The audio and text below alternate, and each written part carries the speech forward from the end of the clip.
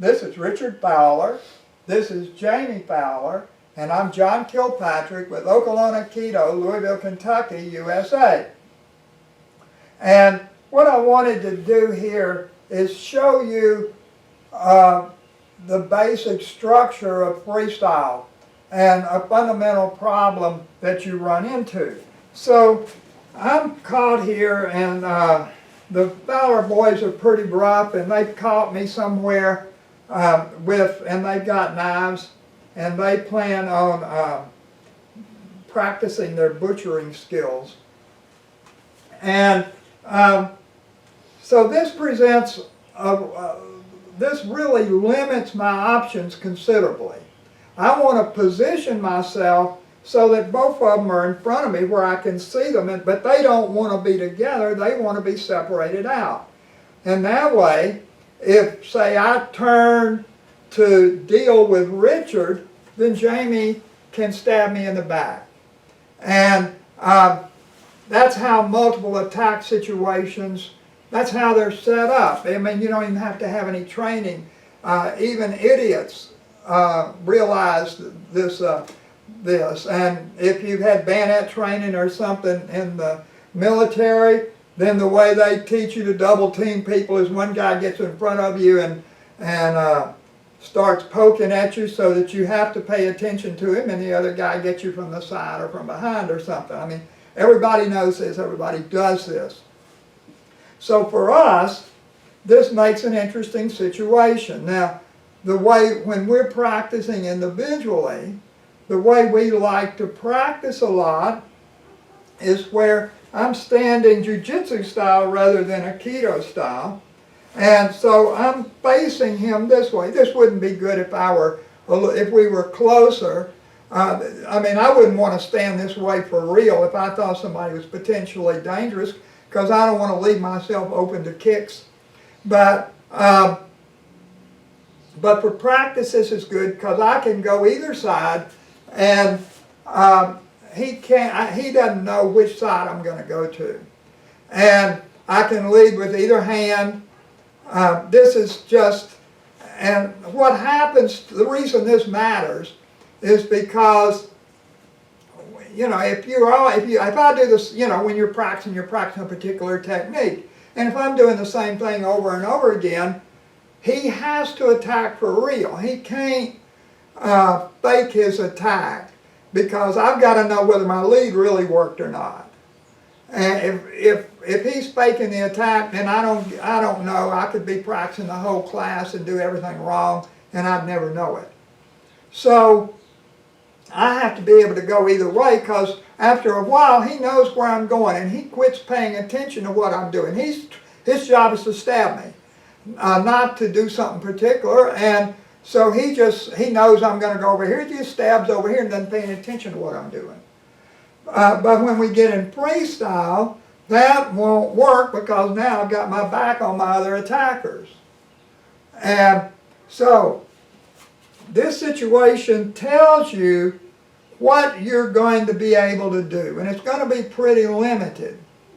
When I come in here, let's say I'm going to deal with Richard, I cannot lead with this hand. And if I try to reach over with this hand or something to lead, I'm not standing this way. I can't lead with this hand because I can't get it there. And this hand has to get his attention before anything else happens. So if I were going to try to lead with this, I've got to start moving, I've got to do all this. Well, he's already locked in on my body because it moved first, and I'm going to die here. So I have to lead with this hand. And I know I can't go to his front side, because I can't lead with this hand and turn like this, because again, he gets my back and I die.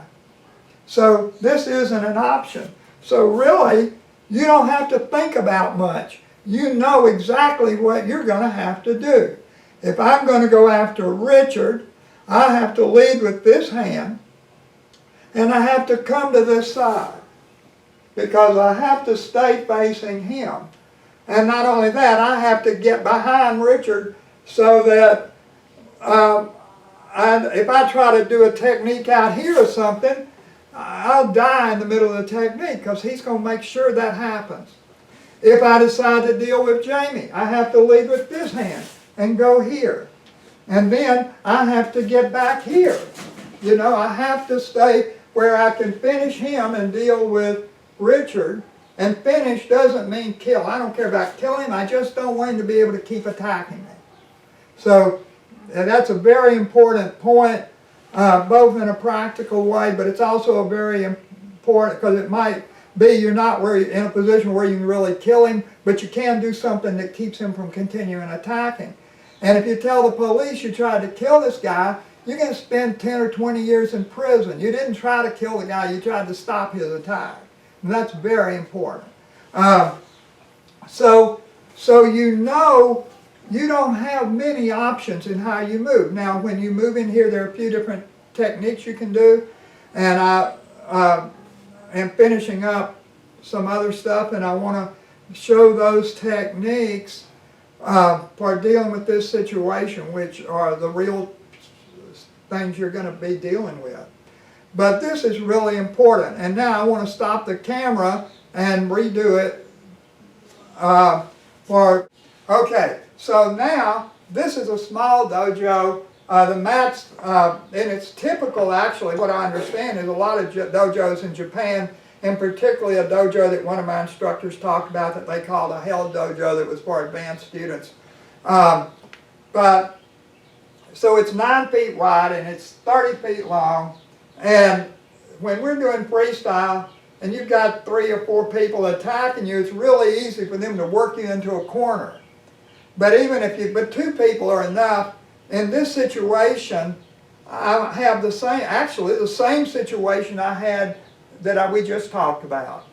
I'm in the corner. What I'd like to do is get out of this corner, right? But I can't step out here. If I face either guy to deal with him, I've got my back to the other guy. Now, you know, sometimes I think, well, you know, I can do one of these techniques where I'm like this and I come in here and stay close enough that he can't get me. But you know, you can't do that. I mean, that's, if you're really surrounded, if you got surrounded, you're going to have to just attack straight on into one of them and try to take him out. But in a corner, you're not really surrounded, and you don't want to do something that dangerous if you don't absolutely have to. So I'm here. Well, it's the same thing. If I'm going to get out of this, I have to get his attention, protect myself with this hand, hit him, and now I've got to come back here and deal with this. And I guess I got off the camera. So, but that's what I've got to do. If I decide I'm dealing with Richard, see, he's going to be close to the wall. These guys know the game. They know that that I've got to stay along this wall. So they're going to make that as hard for me as they can. And this, of course, their job is to make life, if you wish, my artificial life here on the mat. I don't have a real life, but my artificial life is difficult to sustain as possible. So these are things to be aware of. There's an awful lot of options that you can think about when you only have one attacker that are great, but as soon as you get multiple attackers, those options evaporate.